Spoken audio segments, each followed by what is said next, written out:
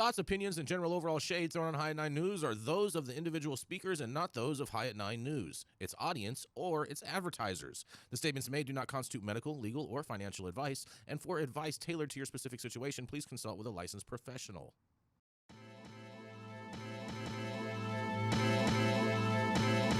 Welcome to the High at 9 News Hour, where you will hear from cannabis industry experts and professionals from around the country talk about important topics while shining light on global issues and discussing cannabis as it relates to politics, regulation and reform, data and technology, science, research and medicine, family and parenting, art, celebrities and entertainment, fitness, sports, mental health and wellness, and plant-based medicines and entheogenics. Together, we are building a stronger community, fighting the stigma and creating change. With your hosts, Jason Beck and Rico Lamitte, joined by special industry expert correspondents from around the country, and daily antics brought to you by Cannabis. Coming to you live every Monday through Friday at 9 a.m. Pacific Time and high noon on the East Coast. And thank you all for getting high at 9 with us.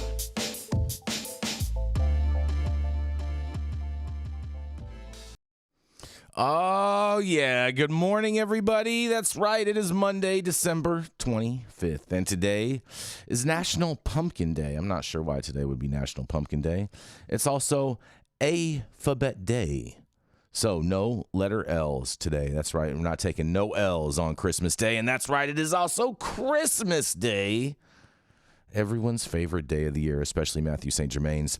But thank you for joining us and getting high at 9 with us. It's also high noon on the East Coast. And please remember to like, share, and subscribe to us on all social media platforms. You can look down below on your screen to see where we live on the internet. And we are live every Monday through Friday on YouTube, Rumble, Twitter, Twitch, Facebook, and Instagram. So welcome to everyone joining us from any one of those platforms. And we are going to kick it off with, that's right, the happy elf today. That's right. He is our very own Florida man who's stuck in Northern California who does cannabis real estate. And that's right. He also does cannabis real estate. That's right. And today he thinks he's a top flying jet fighter, flying F-15s and zooming around. That's right. It is Mr. Yarrow Kubrin.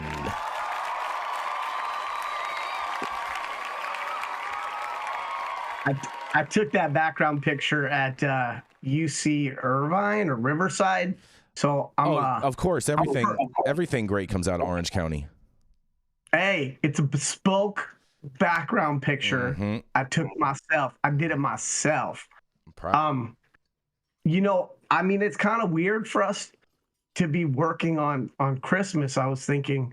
But then I started realizing like Santa has to work today, so it's really, you know, we should too. And then I started thinking, you know, maybe Santa would be for like worker protections and, you know, unions and stuff. But then I realized no, because he only hires Santa's elves. all about the monopoly. He only hires elves. He only hires elves. Yeah, he's not for a level playing field at all. He has a height requirement.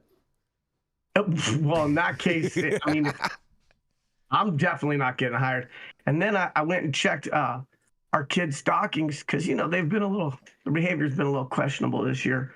But because we're a green family and we want to save the earth, instead of giving them a lump of coal in their stocking, we gave them a little solar panel. Oh, that's cute. That's cute.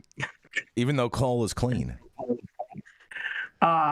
It is if you wash it enough times. Okay. In a bleach bath, yes, you can clean it, but I don't recommend it. It changes the taste of your meat after you barbecued. So, anyway, let me.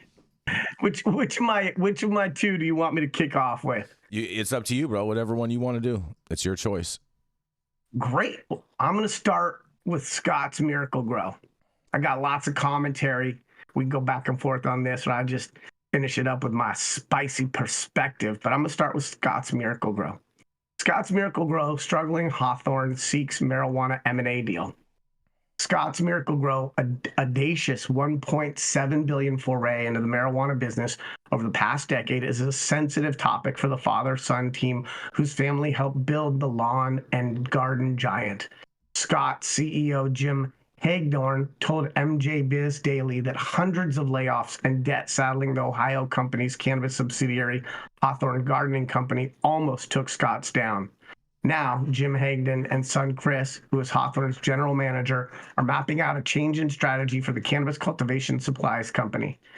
The two hopes to transform Hawthorne into a standalone marijuana juggernaut, and they're ready to do some deal making with potential partners, including other cannabis companies. That's a big change. Chris could have sold Hawthorne to an interested buyer who approached the company's chief operating officer at MJ BizCon in 2022 in Las Vegas. Quote, and my response was, just tell them to go fuck themselves. We're not for sale, quote, Chris told MJ Biz Daily at this year's conference in November. It wasn't the right decision. It wasn't a whoops. It's how we felt at the time, cut in Jim, whose father, Horace Hagedorn, launched the original Miracle-Gro in 1951, according to the company website. These days, Jim often finishes his own son's sentences, especially when he says shit like that. Remarks that, more often than not, are peppered with swear words. All the cursing is perhaps understandable. Over the past 18 months, Hawthorne has laid off roughly 1,000 employees. Hawthorne's sales tanked by 40% in the quarter ending July 1st, enough to drive overall sales down by 6% at Scott's. The company spent, listen to this, the company sent almost $200 million worth of unsold grow lights to the landfill because no one was buying them, and Hawthorne didn't have anywhere to store the inventory. We're gonna dive into that in a second. That's after borrowing around $1.7 billion over the past decade to build Hawthorne, with headline-grabbing acquisitions of companies such as California-based General Hydroponics, which is in Sebastopol, California. Thank you very much. Shout out to Larry. Money woes. This correction almost took Scott down, Jim said. The entire company has suffered. We almost ran out of effing money trying to do this. So at this year's MJ BizCon, the Hagedorns and their executive team had a very different attitude towards interested parties, welcoming conversations with potential partners and hoping to relieve Scott's of the burden of the cannabis industry, which is still waiting catalysts such as federal marijuana reform. But the Hagedorns aren't looking for an exit. Instead, Jim and Chris plan to saddle Scott with the debt and find other struggling cannabis companies with what they say are unfairly low valuations to form a large company that could compete with big tobacco, alcohol, pharmaceutical companies that choose to enter the marijuana industry, assuming the plant is legalized under federal law. We're being fucking shunned by normal investors, right? That's the entire side of the world, Chris said. If we'll be left in the dark to our own devices, we'll build something really powerful because the storm will pass. Regulatory reform will eventually happen. The devil's in the details, but it's not the first time the Hagedorns have banked on legalization. The Hagedorns conceded that they, like many other companies, might have been too aggressive, spending too much under the assumption that federal reform would occur. Thus, they've been protected. Thus far, they protected the company's New York Stock Exchange listing, SMG, by maintaining its ancillary non-plant touching status. Its 2021 investment of $150 million in Toronto-based RIV Capital, which is plant-touching entity with a business license in New York, was through a convertible note that would give Scott's a 42% stake in the company. Jim and Chris said they would similarly be interested in taking a non-controlling portion of a new entity, which could be formed with larger multi-state operators or a group of smaller companies. They're interested in talking with public and private companies, and they believe they have a lot to offer. While MSOs have been too focused on growth, opening retail outlets, and growing facilities, Hawthorne is concentrating on the science of cultivation practices, something they believe is invaluable to cannabis producers. When you look at what Hawthorne is, what we bring to the table, it's an integrated play going from genetics to cultivation to generate the best potential quality at the lowest potential cost. Mathieu St, Scott's chief operating officer, told MJ Biz Daily. I'm going to cut to the chase on this because there's a bit more I could read, but I'd rather focus on the commentary here for a second. So first of all, I remember when Scott's purchased General Hydroponics, and it was definitely a validator for me that the industry was maturing, normalizing, that the scale was global, that the opportunity was larger. And when they bought General Hydroponics, that company was here in Sebastopol, where I live. And so it reminded me of the oversized influence, yet again, of Northern California. They've also made some other interesting acquisitions, and I'm not mad at the guys. But I do have to say one thing. If you throw out $200 million worth of lights, you got way too much money. Like if there's a leftover half-eaten container of Chinese food that's 2 days old in my refrigerator, I'm not throwing it out. I'm gonna suck that down. Why would you throw out $200 million worth of lights? Because you couldn't find a place to store it. Have you guys ever heard of cargo containers?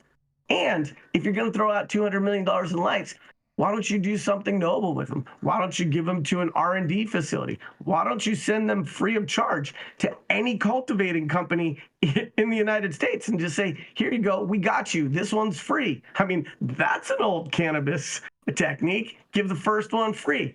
The fact that they threw out $200 million worth of lights is the worst thing I could ever see in this article, but for one other thing.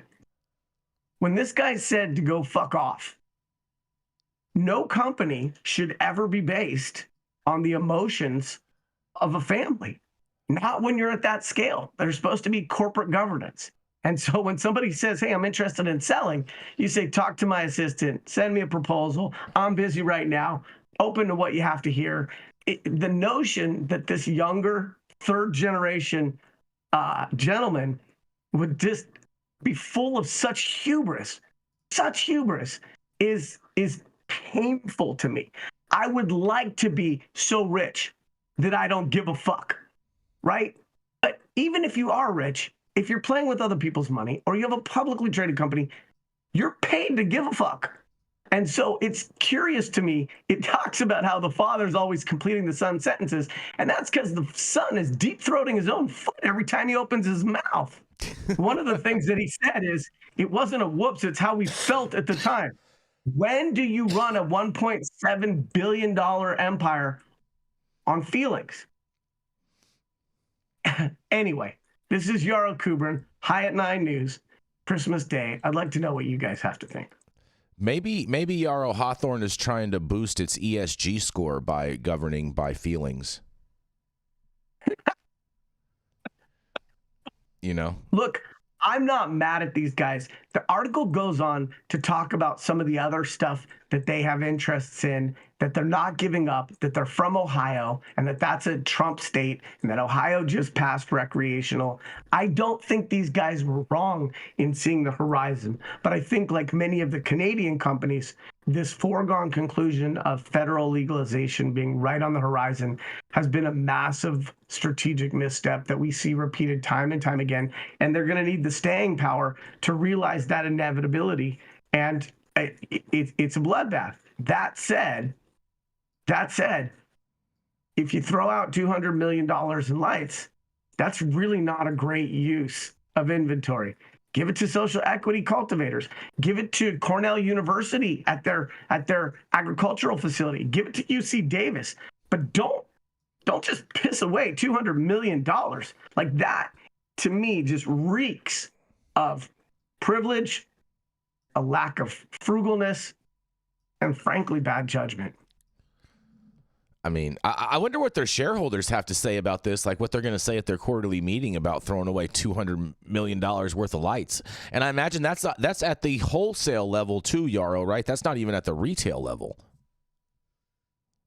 I mean, that just hurts me even more. That is like financial abuse. Like there's war crimes, landmines. You know what they should? You know what they should have done with these? You know what they should have done with these? They should have offered it as part of the settlement agreement with Jungle Boys. They should have just gave them the lights. Anything's better than the trash. Man, I wonder if that's what they thought of these lights. If there was a malfunction with them or something, so they're like, let's trash them. They don't work as good. It was the oncoming wave of LEDs, Jay. Is that what it is? Oh, I could see that too. They really so Hawthorne, and not knowing the cannabis industry and what was going on, really got caught, and kind of thankfully to the benefit of a lot of ancillary friends and acquaintances like General Hydroponics. What happened was they started going in hard in the California 215 market and not realizing what scaling up, what legalization in other states, as well as scaling up from legalization in California, was about to do to that market. And right after Hawthorne bought Botanicare and General Hydroponics and Rootmaker and on and on and on, within a year of that is when all of this sea change happened. There was a glut of cannabis. The majority of home cultivators went out of business, and then all of a sudden, most of the hydro shops also closed, and so Hawthorne was left in this bag of citizen cultivators not being able to afford to do so. And so all of a sudden, all these products for a moment seem almost worthless. And they've pivoted hard into legal states and larger agricultural sized grows and that type of thing. And they're rebounding, and they have a decent LED light. And so they're kind of on the comeback trail. But a lot of people were panicking. So also right when this happened, they threw this away. California Energy Commission was writing their next 5-year plan for energy in California. And a lot of people read what they were aiming to do and kind of jumped the gun in thinking that they weren't going to be able to use any HID lights. And what they ended up coming up with is, first off, it didn't start till 2023. If more than 10% of anything you're running, if more than 10% of it is a new build, then you have to use LED lights. You can retrofit with the HIDs in older facilities, and if you scale small enough, you can continue to use HID. But a lot of people just panicked and dumped their HIDs and went to LEDs. Yeah, so that's probably what they were doing. But to Yarrow's point, you could have given them to 1 million different school facilities or other agricultural facilities that use these lights in greenhouses, and you could have probably created a big tax benefit for yourself instead of just throwing away a bunch of these precious minerals into the landfills. Yeah, no. Plus the goodwill, plus the publicity. I would write it off as an advertising expense.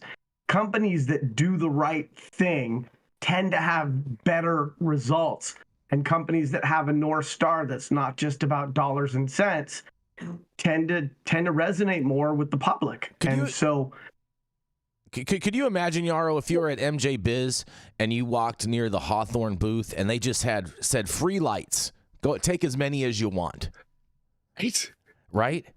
That would have been such a big publicity stunt for them. They would have been like, Hawthorne's giving away free lights. If you come to MJ Biz, you get free lights. Take as many as you can carry. And that would have, I went to their booth this year, and again, I don't have anything against these guys. I'd love to drink a beer with them. I know Jim. We could arrange that. I know Jim. Yeah, I mean, I know Larry with General Hydroponic, and he said nothing but nice things about these two gentlemen. But imagine the PR of like, yeah, we brought all these lights, we blew it all out, we couldn't help ourselves, everybody wanted our lights. Yeah, everybody wanted them because they're free, but everybody wanted our lights. Even the noobs to the industry would come home with a couple, well-wrapped light bulbs on their carry-on. Like, hey, careful, that's my swag. Fragile.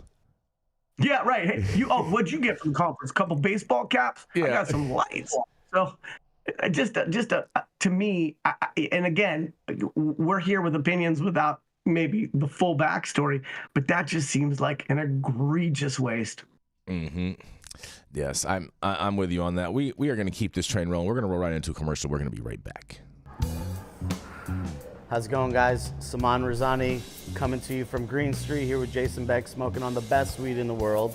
Did you know that we have an audio-only version of our podcast available on Apple, Google, Amazon, iHeartRadio, and Spotify? Tune in now and check it out.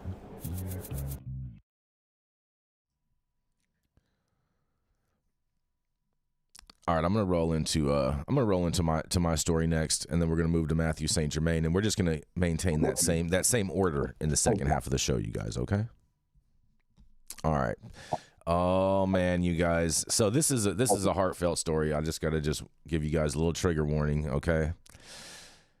They say she immigrated legally. She married a U.S. citizen, but she was denied citizenship for working in legal cannabis, you guys. This is out of Politico, and I had the AI summary because it is a pretty long article, and you can read the full story on our website at www.high9news.com. Maria Ramers tried to do everything by the book to become a U.S. citizen, but was denied because her work selling state-regulated cannabis was deemed illicit drug trafficking. She gets to keep her green card, but her attorney recommended she not visit her family in El Salvador. The federal government still considers cannabis illegal, but states have legalized sales since 2014. Immigrants who work in cannabis industry face a litany of consequences, including denial of citizenship, lifetime bans from lawful permanent residency, and even deportation. While advocates and senators in states where cannabis is legal have asked for help from President Joe Biden, the Department of Homeland Security has not changed how immigration proceedings judge cannabis work, leaving vulnerable workers like Reamers unable to naturalize or secure green cards. A California-based nonprofit said the federal law denying citizenship or lawful permanent residency for legal marijuana work is just an interruption of the law that sets up a stark disparity. American citizens are part of a booming industry while immigrants are labeled criminals. Reamers have sued U.S. Citizenship and Immigration Services over Maria's denial, but the courts has not agreed to hear the case. The federal government is treating the Reamers exactly how current law and policy dictates for anyone who isn't a citizen, and the senior U.S. senators from Oregon and Washington have called for Biden to soften the policies. The Immigrant Legal Resources Center has called on the DHS to exclude legalized cannabis from its definition of illicit drug trafficking to allow more undocumented immigrants to remain stateside for longer while applying for residency.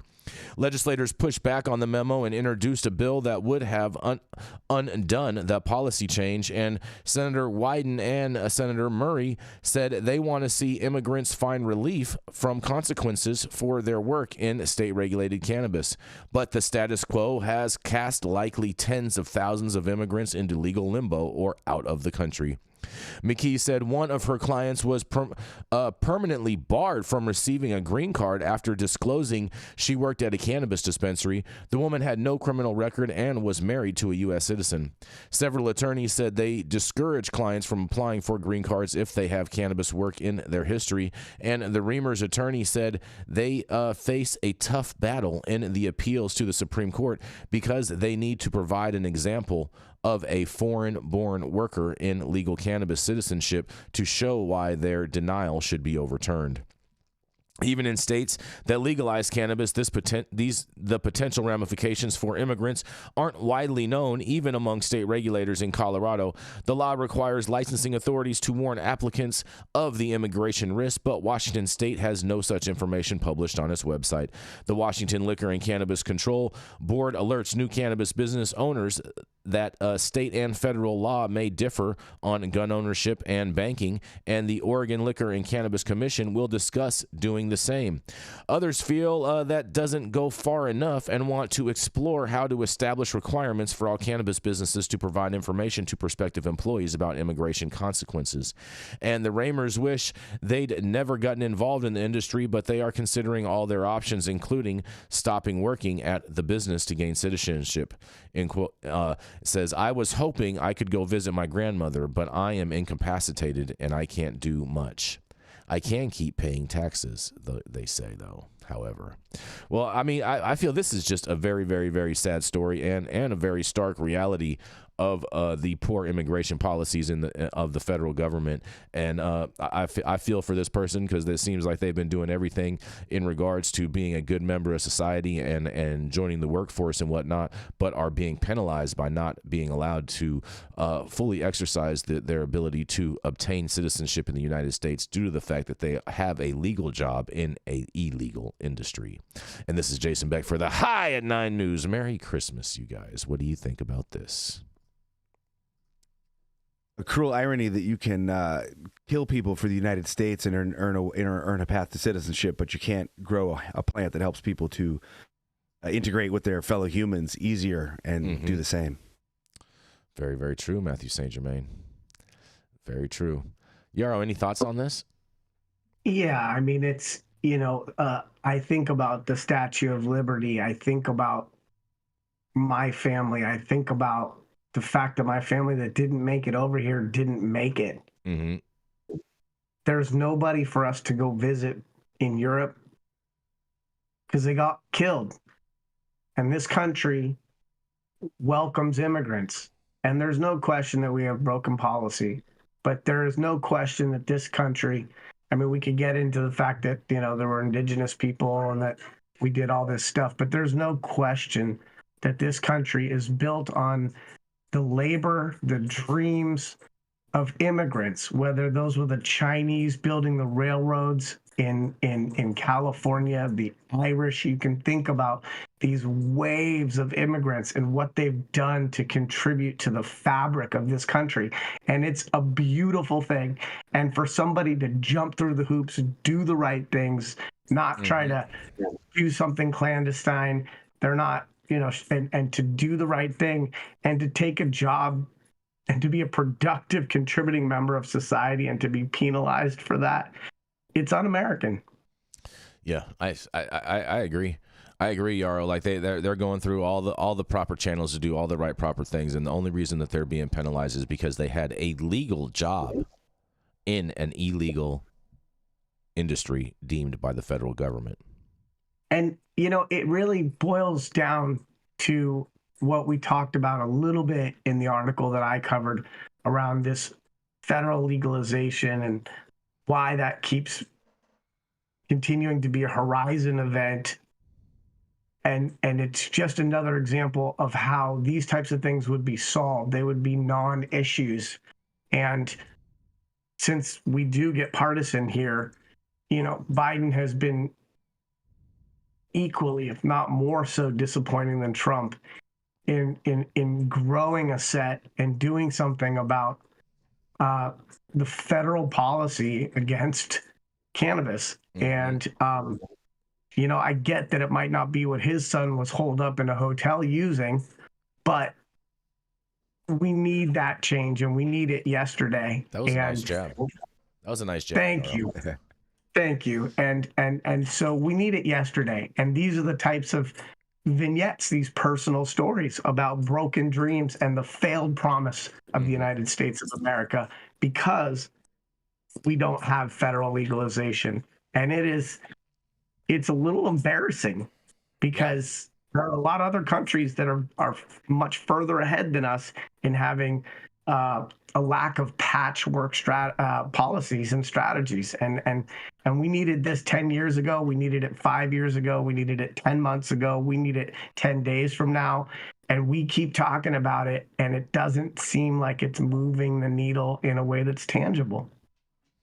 No, I agree. I totally agree. It doesn't seem like anything is getting done, and neither side is really really doing anything to get it done. And this is just a travesty.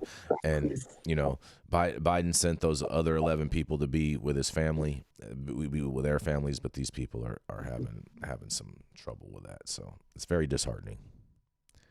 Any other thoughts on this, Mathieu St. Germain, before we move right into your story? Most of the impasse we're seeing in Washington, you know, in my opinion, a lot of it's due to the gerrymandering of Congress and Senate races. And the Republicans in local states have had such tight control for so long of their local assemblies and Congresses.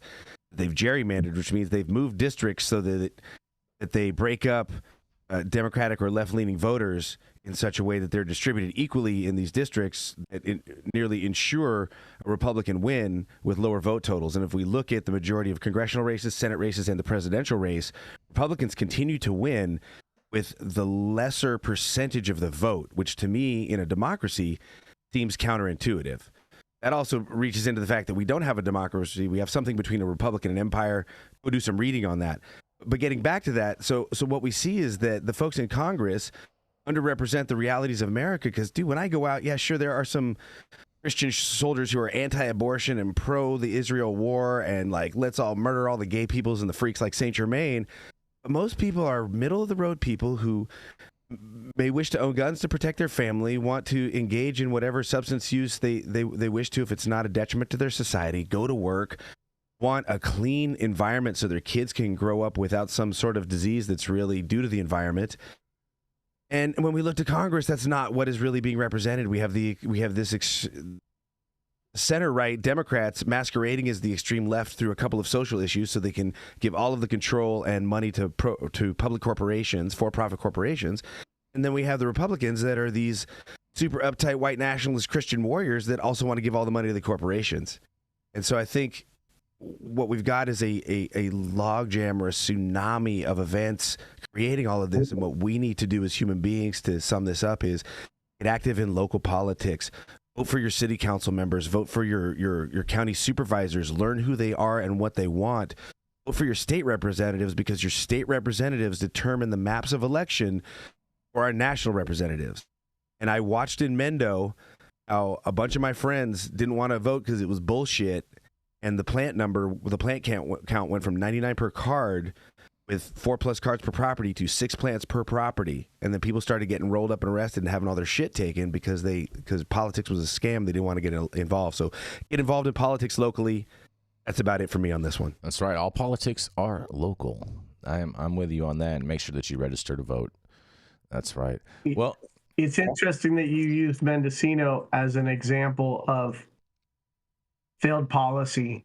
Mendocino is one of the most beautiful counties in this country. It is absolutely gorgeous, and it sings to me. And for me, not only is it where I spent a lot of my formative years, but to me, it represents so much of what cannabis started off as and became, especially during the 215 or medical era. And Mendocino is a case study of how to decimate an industry and create an extinction event where a lot of the knowledge, a lot of the talent, a lot of the people were forced to adapt, move on, give up. Mendocino has done an extra superb job of shitting the bed. And for such an important region, it would be, I guess, the equivalent of the Champagne region in France deciding to ban grapes. I mean, it's just, we will look back on some of this 15, 20, 50 years from now and face palm to forehead won't be enough to summarize just how disastrous these policy missteps have been. Mm-hmm. And just before we move on, Democrats gerrymander too, so it does happen on both sides. And in regards with the 99 plant number, Mathieu St. Germain, that wasn't necessarily part of Prop 215 or what was allowed. It was basically, it was Mendocino, Jay. No. Mendocino had 99. Hear me out. They had 99 plants per card, 4+ cards per property. And then Measure B came, I think it was 2008. I might be a year or two off. I think it was 2008, maybe 9. Measure B came. It was a local Mendocino County measure. And it won by maybe 250 votes. The reason I reference this is because all of my friends who were dope growing freaks up in Mendo and or, ancillary to the industry, when I asked them if they were voting, would tell me that politics was bullshit. And I was trying to get people to vote, and I voted. And I voted in that local election. We lost Measure B by 250 votes approximately. Again, I could be off on the votes. I've been smoking a bunch of weed since about 7 in the morning getting ready for that. Yeah. The point being, we lost by a realistic number in a county that has under a couple 100,000, maybe a couple 100,000 people total in the county. And had Measure B lost, there would have been a lot of dominoes falling from that moment. But instead, Measure B won. A more right-wing DA was elected.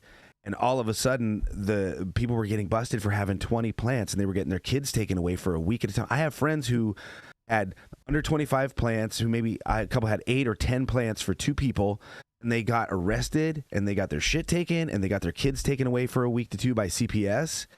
And it was a direct result of people I know not being politically active locally. And so that is why I use it as an example, not because of the state. The state's laws and the county laws, they're nebulous. They work together in weird fucking ways. This was a moment in time where Mendocino was on the ascendancy. Businesses were opening. The culture was really flourishing because of the amount of money that was being kept in the community. And then the Board of Supervisors, combined with the lack of the polity voting, crashed the entire thing, crashed all of Mendocino. And I was there to see it. Wow. Wow. Well, Merry Christmas. Yes, that 99 plant though number though, Matthew, originated from federal policy where if you were caught with over 99 plants, then you were subject to federal prosecution, as opposed to if you were caught with 99 or below, then it was just strictly a state charge. Yes, sir. Yes, sir. Yep. But there was a Mendocino County policy. Yep. I didn't remember 99. that part. Yeah. So that's. You live in L.A., bro. I know plenty of people up there. And Yeah, back then I was in the Bay Area. Jason. I lived through it. I watched my friends getting busted and their kids getting taken away. One of the reasons I moved to Sonoma was I was confronted twice by upstanding citizens in the parking lot of Freedman's in Ukiah when I was with my son, who was 3.5 at the time. And they were trying to engage in a fight with me because I fit the profile of a weed grower. And so, I mean, you do fit the profile. You do fit vivid. the profile, especially with that hat on. What are you talking about, Just bro? saying. Well, coming up next, we have the Count himself, the immortal man that has been walking the planet for thousands upon thousands of years. That's right. And he has his happy cap on, his thinking cap. That's right. It is none other than Mr. Mathieu St. Germain. Thank you, brother Jason. Yarrow, great to see you. Merry Christmas, everybody. Happy other holidays if you celebrate them. And I have a really interesting story. So there is a California psychedelics ballot measure that could undermine marijuana taxes, possibly, according to some state officials.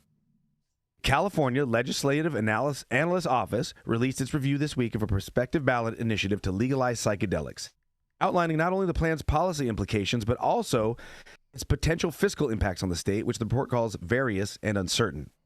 The measure, which proponents submitted the final language for earlier this month, would allow adults to legally grow, possess, and use substances like psilocybin, LSD, MDMA, DMT, ibogaine, and mescaline. And who doesn't want to grow an MDMA tree for Christmas? The person would need a healthcare practitioner's recommendation to purchase psychedelics at a regulated store. As filed, the so-called Psychedelic Wellness and Healing Initiative of 2024 refers to entheogenic plants and substances, and it includes cannabis among them.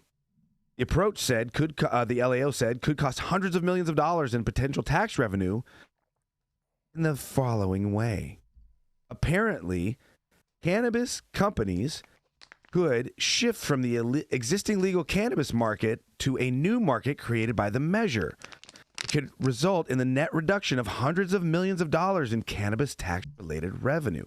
However, the LAO said if there is not such a shift, measure would then result in a net increase in tax revenue of millions of dollars. So basically what could happen if a number of large cannabis businesses choose to become entheogenic businesses, and this measure is legally interpreted and implemented in a way that continues to require the current level of regulation for these businesses while limiting the regulatory fees agencies can charge, to the extent these revenues would all of a sudden not become sufficient to fully support the costs of regulating the business. And the thing we go at it, I'm fucking high, bro. But basically, cannabis businesses, it's changed to entheogenic businesses. Entheogenic businesses are covered under this law. And entheogenic businesses, the government's ability to tax them is severely restricted. So we could literally have recreational cannabis and entheogenic cannabis and a whole nother lane to just continue confusing this entire reality even more. Are you telling me? Are you telling me that my cannabis company should identify as an entheogenic company? If you grow good weed, you should, bro. If you grow that weed that gets people high for real, yes. Oh boy. Now, Jay and Yarrow, here are some of the other changes that are going to be made under this proposed Psychedelic Wellness and Healing Initiative. Get ready. Simple use and possession of psychedelics at a person's home would be declared lawful. Fuck yes. This change would apply to all hallucinogenic substances as identified under California law. The list that includes DMT, woohoo, ibogaine, LSD, mescaline, psilocybin, psilocin, and MDMA. Adults could possess as much entheogenic substances as is needed for one's own annual personal use. And boy, some of us use a lot of them annually. Cultivation on private property of psychedelic plants and fungi would be legal, provided it's done out of public view and with consent of the owner. Beginning on January 1st, 2025, any entheogenic business could begin cultivation, manufacture, or wholesale distribution of psychedelics, provided it operates on land zoned for commercial ag and approved by the CDFA. Beginning on that same time, any incorporated business in California with a seller's permit would begin sales of psychedelic products to qualified patients or their designated caregivers. It just goes on and on and on with really cool things that could happen if this bill passes. So again, if you're in California and you're watching the High at 9 news, go and get active. Tell your friends, write your congresspersons and senators, write Gavin Newsom. Let's create an avalanche of support for this and help cannabis companies get out from under the yoke of all these ridiculous taxes, but also help all of us to pursue the freedom of our own consciousness in our homes in peace in California. What do you guys think, Yarrow and Jason? What is this initiative going to be called? Does it have a name yet? Psychedelic Wellness and Healing Initiative, my friend. Psychedelic Wellness and Healing Initiative. Oh, man, I think I would vote yes for this. I'm going to vote yes. It's not going to be up for a California vote, so the way we can influence the vote is to write and call our congresspeople and senators and Gavin Newsom. So then it wouldn't necessarily be a ballot initiative. This is be a bill that would be introduced into the General Assembly is what you're telling me. Correct, yeah. I have some thoughts. Yes, sir. Go for it, y'all. First of all, the cost of standing up regulated production facilities for cannabis has been incredibly burdensome. And to provide an option or optionality to allow those expensive facilities to tap into the emerging psychedelic markets, I think is a business-friendly approach, and I welcome that. There is an argument that because of what's happened, at least here in California, certainly we have maybe some more production facilities than we need for regulated cannabis, whether that's extraction, manufacturing, and/or cultivation. And so if some of those could be repurposed, I like that a lot. I think it's business-friendly. Secondly, the parent in me goes, well, wait a second. If you're growing those plants in your backyard, my kid could get hurt. But you know what? Here's the truth. There are so many toxic plants out there right now that are being grown as ornamentals that that's actually a false argument. And there are a lot of dangerous plants out there that are just, people are planting them as oh, look at the pretty flowers. And so I think this is a big step in the right direction. And I'm not exactly sure how much of the manufacturing infrastructure would cross over for certain production, for certain products. But to create that flexibility, I think would be huge. They would, according to the bill, have to be grown out of public view. So there wouldn't be you couldn't grow them in your front yard. You couldn't grow them in your living room. But mushrooms are short. Mushrooms are short. So as long as you had a fence, that necessarily wouldn't be in public view. And That's true. And the truth is, no matter where you plant it, I can see it all with my third eye. Oh man, that was cute. You know what? We're gonna keep the train moving. We're gonna roll right into a commercial, and we're gonna be right back. The Control Tower from Highly Educated has perfected the dab. Utilizing the concept of thin film evaporation, you can waste none of it and taste all of it. The micro texture of the SE pillar increases nucleation at elevated temperatures. And with the tower propelling at 2,600 RPMs, it's certainly the most efficient dab experience to date. The Control Tower from Highly Educated.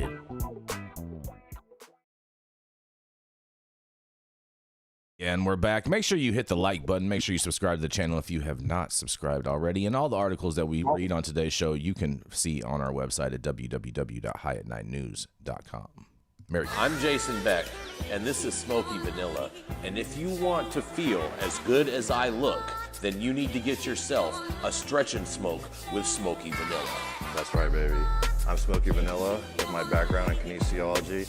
I'm a sports massage therapist and stretch coach. I focus mostly on athletes who have chronic pain or injury due to their sport, or the legends of the chronic in the game, baby. Oh, yeah, you know what it is? We just stretched, and now we're gonna smoke, because you know what it is. That's right. I love intuitively creating a session based on the individual I'm working with. We'll go through a few assessments, look at the past health history, injury, or anything that's still affecting you today, and create a customized session just for you. Let's go.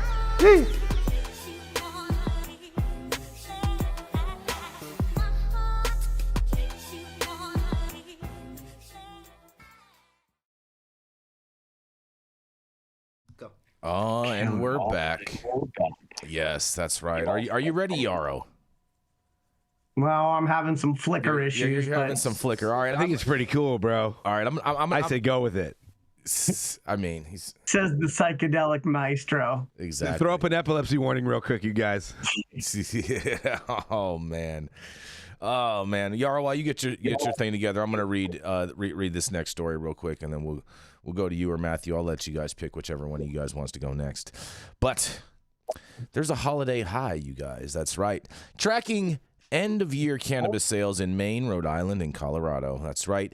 Maine's record cannabis sales, and Maine has set a new record in cannabis sales, reflecting an industry that is not just budding, but blooming, they say. In 2023, Maine's cannabis retailers sold over $140 million worth of products, a significant leap from the previous year's sales.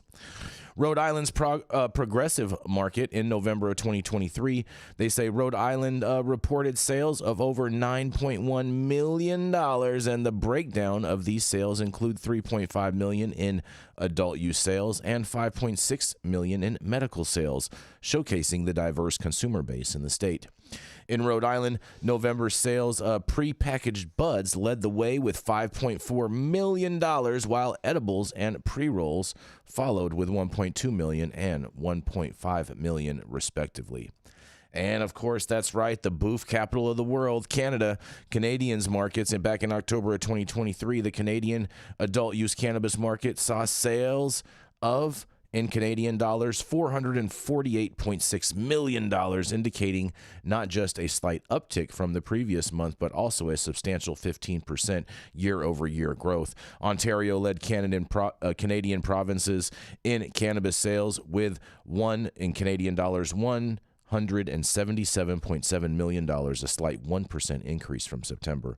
And Alberta followed with Canadian dollars 76.4 million, maintaining similar levels to the previous month, and British Columbia was close behind with a Canadian dollars valuation of $70.9 million. On the lower end, Yukon reported $1.1 million Canadian dollars in sales, maintaining a steady pace compared to other regions reported by MJ Biz Daily. I can't believe people are spending all these millions on all this boof product, but nonetheless, what do you guys think about this? And who is getting their stocking stuffer stuffed with this cannabis?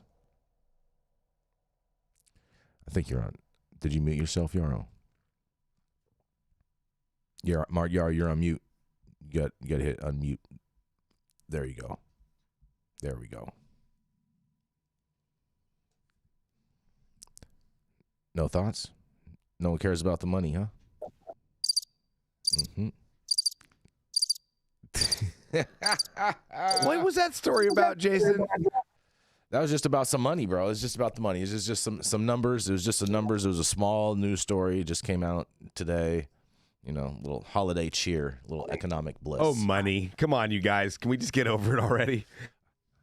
Bro, I mean, every time we hear these positive economic results in regulated cannabis, I'm not surprised. It doesn't surprise me. It just continues to validate people like marijuana. Mm-hmm. Well, I'll tell you about money. We want to send a big Merry Christmas and a big thank you to Ingrid Faye, who sent with a super chat of $5. Cheers to y'all for being here today. So thank you so much, Ingrid. We appreciate that very, very much. But Yarrow, what do you think about this? So Maine sales, of course, we know Maine has good weed. Okay, so their numbers are up, so that makes sense. But Rhode Island, they had more sales in medical than they did in adult use. I think that's the only state I've ever seen that ever happen in. Yeah, my guess would be that there's and this is a guess, but it's with a capital G. My guess is that there's a very different tax structure and that there's still an incentive for people to jump through the hoops to access medical cannabis at a much lower tax structure. It's very possible. That's what I was. It's very, very possible. Very possible. All right, that story was kind of, you know what I'm saying, here or there. Whichever one of you guys want to go first, I'll let you guys choose. Oh, please go ahead. I'm going to finish it up with a very subversive story. Oh, yes, that's right. right. Oh, yeah, here we go. Dangerous. Oh, yes, a Christmas story by Mathieu St. Germain. Yeah, no, if you want to close us out with the final act, No. I'm happy to take this next story here. So, okay, my next story here is, drum roll, more bullshit, more politics. Vice President Harris, Colorado governor, and other top officials cheer Biden's expanded marijuana pardon. If I throw up in my own mouth reading this, you'll understand why. President Joe Biden's newly expanded marijuana pardon proclamation is getting praise from top officials, including the people he hired. Vice President Kamala Harris, with supporters cheering the clemency action as another step in the right direction. The president announced the latest mass pardon, which covers people who've committed federal cannabis possession offenses, and also provides relief for the first time for those who possess marijuana on federal properties on Friday. This comes about a year after Biden issued an initial mass cannabis pardon and directed an administrative review into marijuana scheduling. While some advocates have been critical of the limited reform,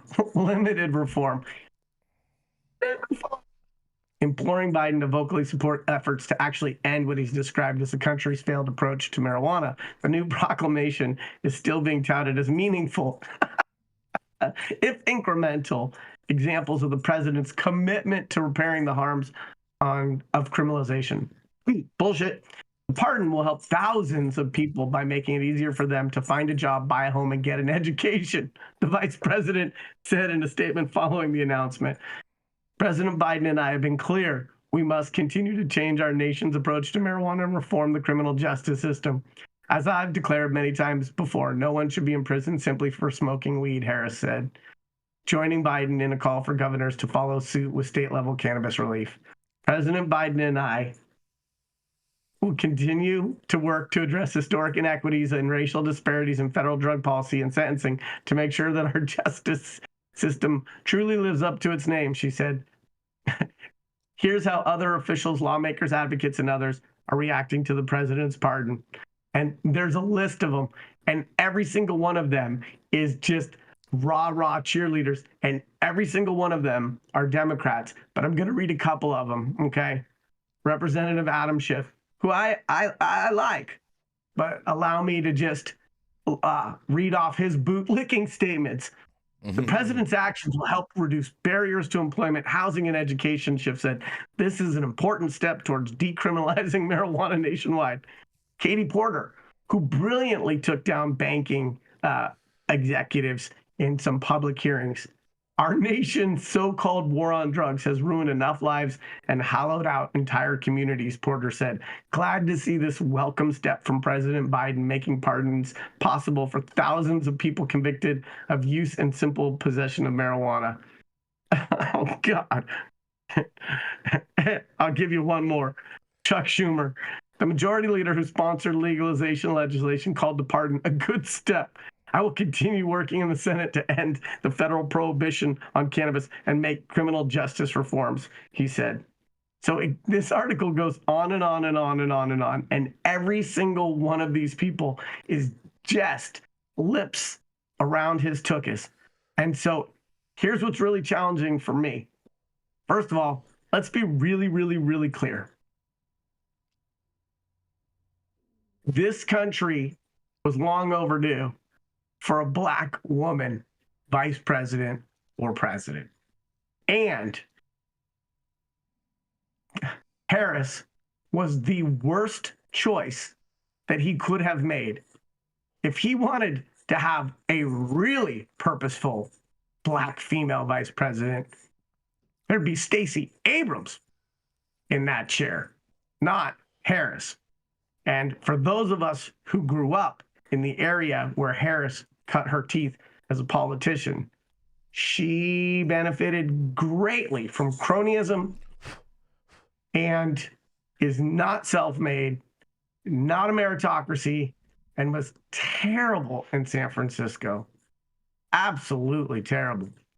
So here we are. We've got this Democratic president a year later who has a drip campaign of incremental things that affect a couple thousand people, doesn't really move the needle, creates press releases, creates topics, fills up the news cycle, gives everybody in that party the opportunity to applaud and celebrate and blah, blah, blah, blah, blah, but really does very little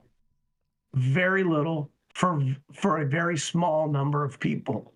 And so here we are nibbling around the edges of big issues. Nothing bold, nothing courageous, nothing forward thinking. Incrementalism, too little, too late, with zero accelerated pace for true progress. This is Yarrow Kubrin, High at 9 News. What do you guys think? Oh man, yeah. I'll tell you, my favorite part was you talking trash about the Democrats. Agreed. That was my favorite part of this whole thing, and I'm glad that Matthew agrees on this too. But yeah, no, this is just painful, and the fact that they are touting this as like this major accomplishment. And granted, I don't want to look a gift horse in the mouth, because I'm thankful for anyone that gets to come home with their families that is a victim of the drug war. So I'm all in support of that. But the amount of showboating, okay, I feel like that we're at the boat parade on Lido Island right now. It's insulting to those of us who have more than 3 IQ points. It's insulting to us that understand the gravity of the real problems and realize how modest these efforts are. And it's insulting that we are cluttering the news cycle with everybody just congratulating Biden on doing very little. And the fact that it was 1 year from the last time he did this thing, you don't need a year. You don't need a year for these things. You come up with policy, you move fast. They say that the first 100+ days in a presidency is where presidents get the most done. Yep. And Biden has taken these reforms and treated them like a drip campaign for PR so that he can ride the headlines instead of the outcomes. And it's insulting to those of us who studied public policy or that have half a brain. And so why insult us? And so I just, it's deeply disappointing. And again, he had the worst choice of vice president. That she's one breath away from the presidency is terrifying. I've followed her career since she was a DA in San Francisco, and she cut her teeth on the dog mauling case. But she's not self-made. She came up under Willie Brown. No. She was not part of the dog mauling case. She had nothing to do with that. That was under Terrence Hallinan administration, and that was Kimberly Guilfoyle and Jim Hammer who prosecuted that case. No, there was this dog case, not where somebody mauled the dogs, but where these dogs that were owned by these bikers bit somebody's face No, off. that's the same one. That's the same one. She was not part of that. About that? I guarantee you. I guarantee it, 100%. Don't fact check me when I'm under the weather. It's all right. It's all right. I'm just let me tell you how committed to my own rightness. Let me tell you how the vice president really got elected, is because you were 100% right about that. In regards with the Willie Brown part, you're all about that, and she was part of the Willie Brown machine. And I'm not going to go in and slander anybody or anything today because it's Christmas, you guys. But I would nonetheless. Stacey Abrams, vice president. Oh no, I wouldn't put Stacey Abrams there. You know who I thought he should have done is that one lady from Florida. Oh man, I'm forgetting her name. But Oprah Winfrey. No. She's a congresswoman from Florida. She's former member of law enforcement, and like honestly, it was the same thing. It was either you're getting Kamala Harris from the West or you're getting the lady from Florida, and they're both from law enforcement. And you were getting the same thing no matter which one he chose. I believe her name was Valerie, but I'm forgetting the last name. I wonder if she'll be the vice president if when he runs again, and whether I'm gonna be stuck. Oh, she's for sure, because she's like, yeah, go Joe, G.I. Joe. She's all about, exactly. You might vote red for the first time, Yarrow. Meritocracy. You might vote red for the first time, Yarrow. You just might. RFK Jr. RFK Jr., guys, he wants to legalize drugs. He wants to close down the Overseas Expeditionary Military Force. He wants to spend American money on Americans. I am not mad at those agenda items as listed. All right. In the chat, people are saying this is so true. Kamala Harris went on was it Funkmaster Flex, or was the other? Oh yeah, no, she went on the Wake Up Show. She went on the Wake Up Show saying that, laughing about how she smoked weed to Tupac in college. But if you do the timeline, she was in college before Tupac even came out. So that's a total lie. On that, she was in college smoking weed, and she got out of college, went to San Francisco. I don't buy that. Started imprisoning my friends. I don't believe for a second that she smoked weed in college. I don't believe that for a second. I don't buy that. I don't buy that she smoked weed for a second. I think she was totally lying about all that. That's a total made-up story. And if you look at the timelines, when Tupac first came out and the songs that she's talking about, she was not in college back then. Stop the cap. That's all total BS. All right, and just placating to left-wing voters that aren't thinking about anything.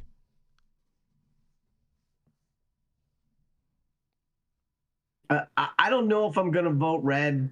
But as I've gotten older, I've started to see the malfeasance on both sides of the fence in a way that I think is a wider viewpoint. And, most of us, our politics is based on our parents' perspectives.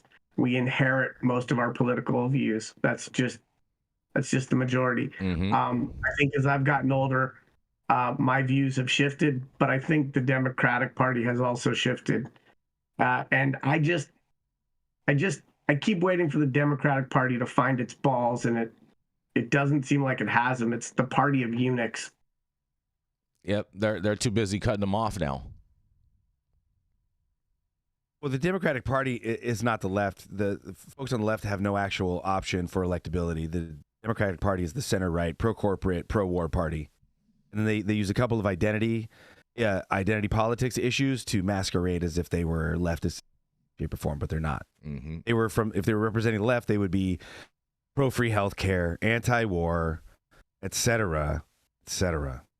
Yeah, and Bernie and Warren would have run, and Hillary wouldn't have run, and Barack wouldn't have been the most hawkish, drone-striking president in the history of the country. And you're absolutely right. What was that movie? The greatest thing the devil ever did was convince you he didn't exist. Kaiser Soze, like the greatest thing. That's one of my favorite lines.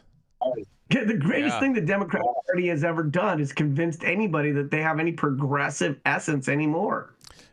You know what, Yarrow? I'm going to make that a soundbite because I am 100% in agreement with that. Look at that! Oh man, yes. Let's not go down the tangent. Mathieu St. Germain has a Christmas story for us to wrap up with today's show, and he's got some images and some fun stuff for you guys. Oh boy, I hope you get ready for this, Yarrow. Yeah, let's leave both those two wings of that same shitbird and spark up a Yule log with me. Oh yes, light them if you got them. Merry Christmas, Happy Hanukkah, Happy Kwanzaa, Happy whatever, Happy Merry Festivus for the rest of us. Smoke weed every day. But what I have today is a story about the origins of Santa Claus and the Roman Church and how we got where we are today and where we need to go. And there we are. So gaze upon the screen, my friends. Oh. What's going on? Give me a second, you guys. I'm high, and I turned off my green screen. Oh, it's got to go back on. There we go. There we go. Yay! Yep, there we go. So what we have today is a story about astrotheology and shamanism. What is that? Astrotheology is the original human religion that uses the stars, the sun, the moon, and the rotation of our Earth to place us in the fractal center of the cosmos, where the center is everywhere and the center is both within and without us. Shamanism is also known as curanderismo. Oh, my shit's getting... Don't look at that. Don't look at that. Okay, there we go. Shamanism is also known as curanderismo, and there's other terms for it that were used by the Europeans that have been extinguished due to the Romans and then the Roman Catholic Church. It basically means midwifery and healing people with our original pharmaceuticals, plants. Plants were the original pharmaceuticals. They still can heal you today with far less side effects. What the drug companies like to do is isolate one active ingredient from pharmaceuticals, patent it, and sell it to you for millions of dollars. So those are two books you can get that can dive deeper into this. What we're talking about today is Santa Claus being a Siberian mushroom shaman. What you see here is actually the gathering of the Santas. And for those of you that didn't know, this happens every winter solstice in Siberia, where the various tribal Santas gather to say prayers and wish everybody, give everybody wishes and blessings for a happy new year. And if we think back to Santa Claus, our Santa, you can see which one he looks like, right? He's that red guy with the white tip on his hat. His color coordination looks a lot like my hat, and there's a bit of a reason. Oh, my shit's out of order. Okay, here we go. There we go. Santa, a fat red and white man with a white dot on his head. Walking around with reindeer, flying around with reindeer, entering through chimneys, etc., etc. Why? We have the Amanita muscaria mushroom, the reindeer, and the Siberian and Finnic cultures that were allied with this animal. It gave them food. It covered their houses. It kept them warm in the wintertime. It pulled and gave them transportation for hunting and otherwise. And there was a link between the shamans, the people, the mushroom, and the reindeer. So this is an actual Siberian shaman, curanderismo, and she is talking with and communing with the Amanita muscaria psychedelic mushrooms. As you can see, she's got a tunic that features the red flesh with the white dots. These folks, it used to be not everybody would take psychedelics. You'd have a weirdo or two in your tribe. They would live on the edge of the tribe. They would take the psychedelics. They would usually learn in an apprenticeship from a mentor about the different plants that could both hurt and heal everyone in the community from the surrounding area, and they would guide the tribe. And when someone would get sick, they would sit with them. The shaman would usually do the psychedelic mushrooms, except for a couple of group rituals yearly, and determine what was wrong with the person in the path to healing. Why are presents under pine trees? Why is the Christmas tree the Christmas tree? Why are presents under pine trees? The Amanita muscaria mushrooms are saprophytic. They grow on dead wood, and specifically they grow on the roots and dead roots of pine trees in Siberia primarily. Now, they are in other places of the world. There are other species, but for our purposes, we're focusing right here. So the reason the Christmas tree is a pine tree is because there's mushrooms growing under it. These mushrooms magically appear like presents in the morning from the dew and are gone oftentimes within a day or two. You can see them right there at the base of the tree, right? Now, mushrooms are about 98% water, and a reason for decorating the tree, you know how people do that with popcorn and different things, is these shamans would be out and they'd have to harvest mushrooms and bring them back. Now, if they're 98% water, the best thing they could do is dry out these mushrooms while they harvest more, and so they would pierce the mushrooms on a string, and they would weave this string throughout the lower branches of the trees. They would leave these mushrooms here to dry, and then they would go harvest more, and once they had all these dried mushrooms, they could take a bunch more back to the village to enjoy with everybody for the yearly winter ceremony, which gets me to the chimney. Why does Santa come through the chimney? Because these Siberian people live in yurts or gurs. That's this thing right here. Boom. It's a circular house that's easily taken down, and they put it on the reindeer, and they truck it around because they move. They're still migrational. They move with different resources depending on the time of year. In the wintertime, the snow would be up to this level oftentimes. Boom, up to the level of the top of the house. And Santa or the shaman would have to come down through the smoke hole with the presents or the mushrooms to help the families in the tribe get through these moments of the darkest days of winter where the sun may not even come out for months or more. Getting back, my expertly prepared slideshow. Boom! Here's just a great slide, and this displays the tie of the people and the mushroom. Now, why did the reindeer fly, and why the reindeer with the shaman? First and foremost, reindeer, foxes, bears, and other animals are attracted to eating these mushrooms for their intoxicating qualities, and they have all been photographed and witnessed eating these mushrooms and being visibly intoxicated after ingesting them. So the reindeers would ingest them, and somehow, people are freaky and didn't have TV, folks realized that the active ingredients in the Amanita muscaria mushroom, primarily muscimol, would pass through the urine of a mammal, and any toxic effects, like sometimes they would hurt your tummy or make you dizzy, etc., any of these toxic effects would be mitigated by the reindeer eating the mushroom and then drinking the reindeer pee. So the reason the reindeer flying is because they're high as balls. And the whole reindeer drinking pee thing, no judgment, but I'm not going there. There's easier ways to do mushrooms. There's a reindeer curious in a mushroom. Boom. And now art has featured mushrooms, elves, Santa, and reindeer going back throughout Christian history right up till about the 50s and 60s. There was a hard switch where all of a sudden Santa was invented by Coca-Cola. No. And a lot of the mushroom stuff disappeared until recently. Now, why?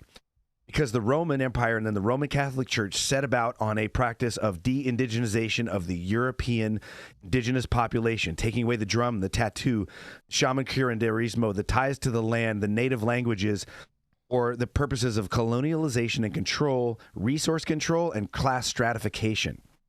So the ties to healing, psychedelic, and other plants were taken away from the European cultures. Mushrooms were then associated with demons and cast as toxic to the majority of the Western European population in an attempt to control the minds and bodies and the territory of said populations.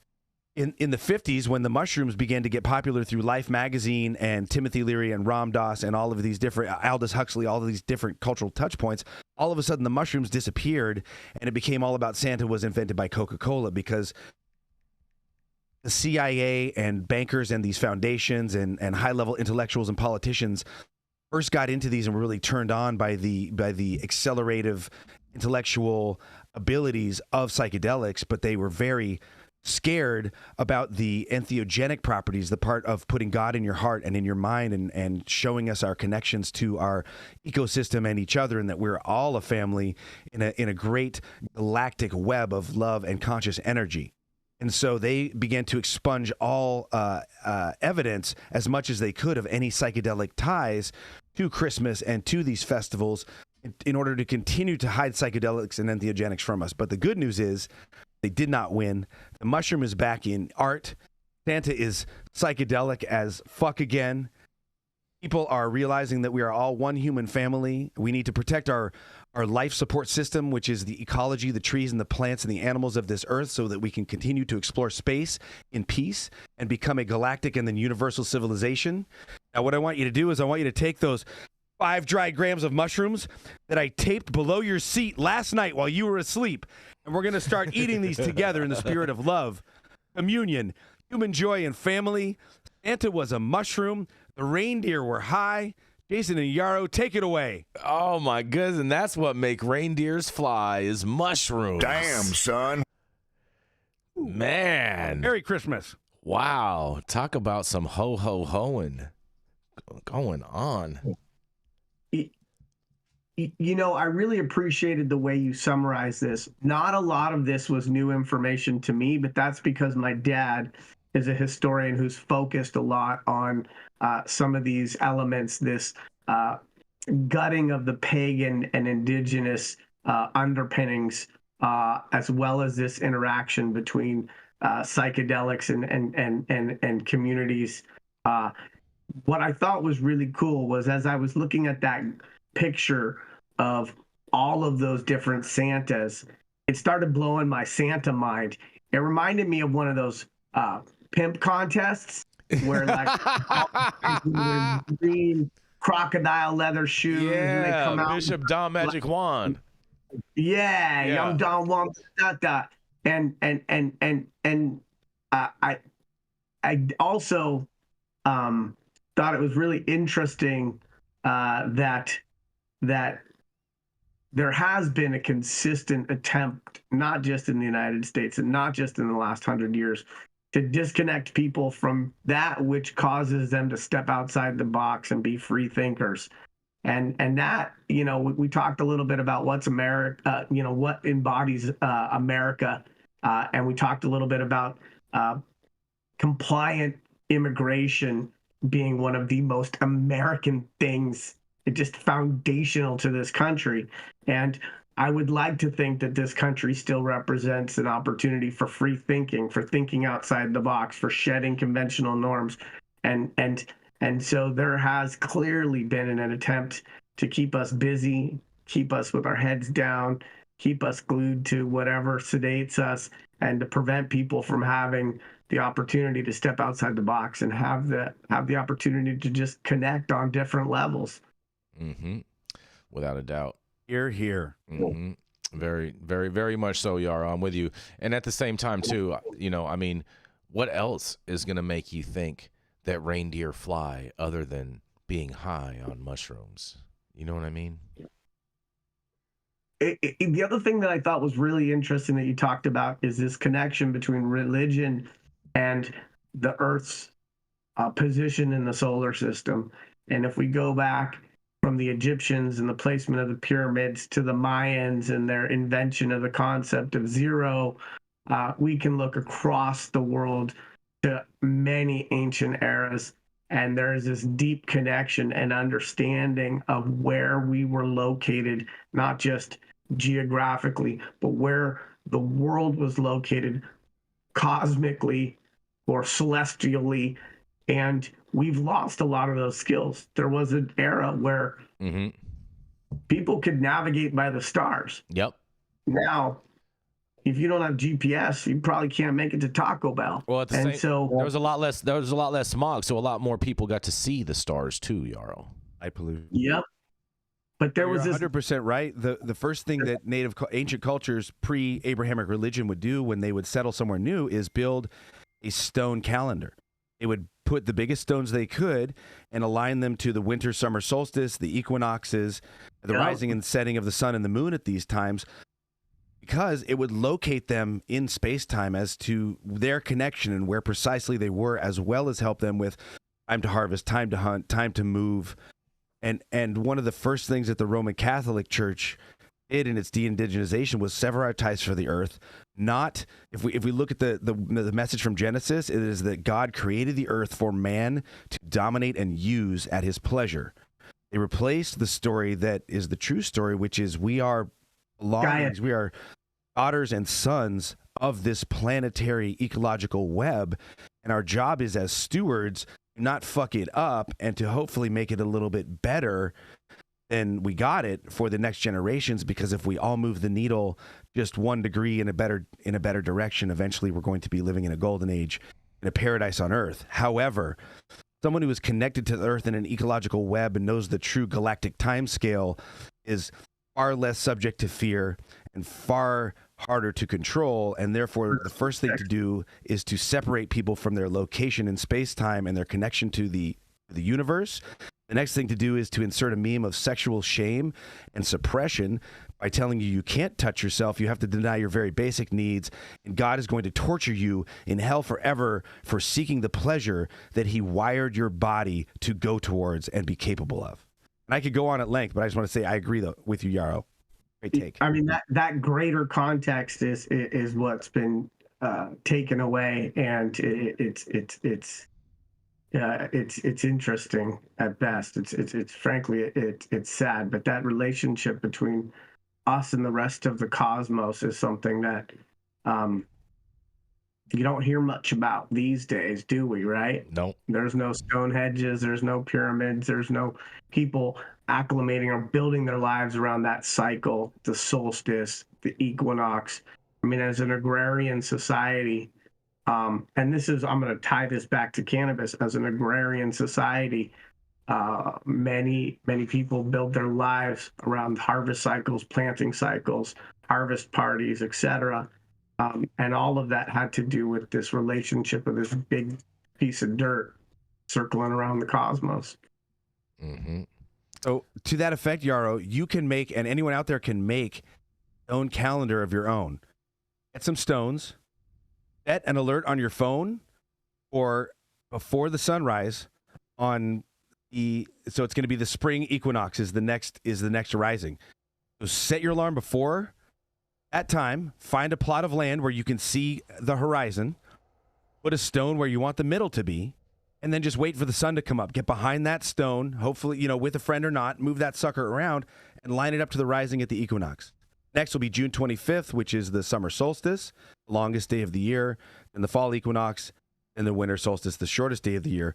I've done this in several places. Currently, I'm living in a development where I've got houses and fences. I can't do it. But anytime I live somewhere where I have a hilltop or a clear view, the first thing I do is make a stone calendar and locate myself in space-time in order to try to be a benefit to my fellow humans, brothers and sisters.